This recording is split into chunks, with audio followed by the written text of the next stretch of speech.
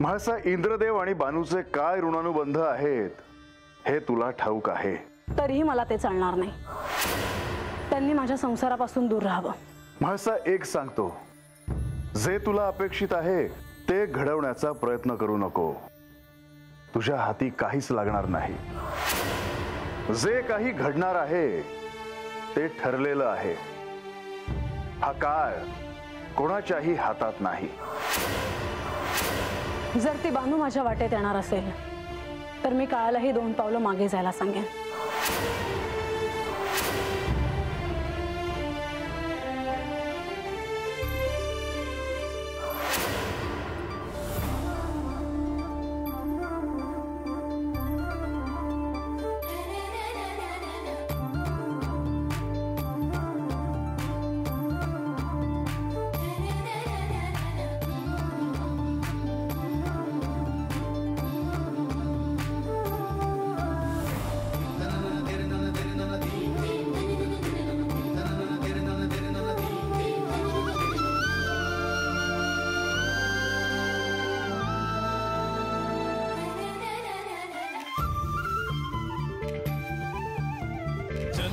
जन्मीची अशी प्रीतीची मधुरागिणी आज अवतरली जणू ती पूर्वीची मनमोहिनी.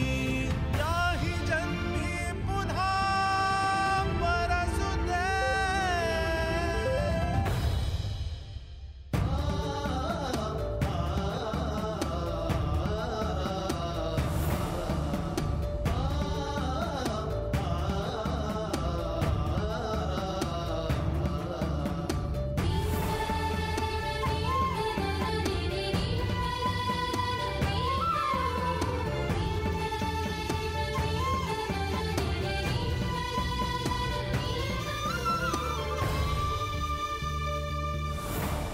साजतव रागतव आसतव दंग करीती ध्यासतव छंदतव गंधतव धुंद करीती. याही जन्मी पुन्हा सजू दे प्रीतीची ही रागिणी.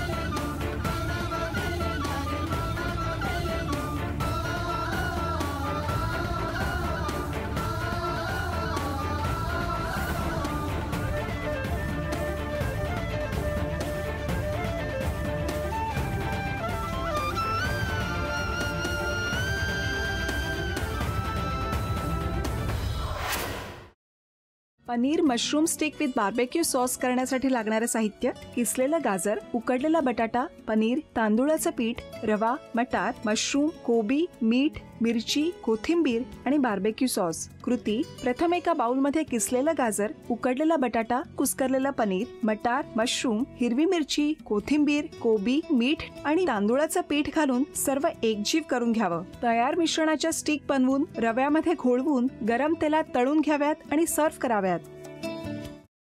मामी, कोणता भक्त हाक मारतो आहे? ध्यानात इतके मग्न आहात. बाणाईला भेट घ्यायची आहे देवी. वाटलंच मला. ती अस्वस्थ असणं स्वाभाविकच आहे. तिच्या दृष्टीने हे सारंच गोंधळून टाकणार आहे.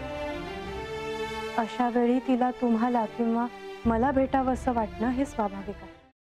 नमस्ते अंकल जी. वो हमें आपसे कशा करता आलेस तू इथे? बिकीची चारी करायला? काय समजतो काय स्वतःला तू?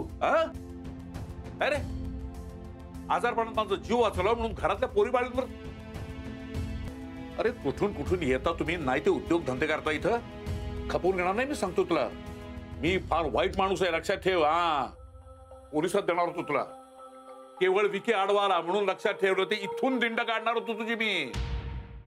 मामा, आता आपण काहीच करू शकत नाही.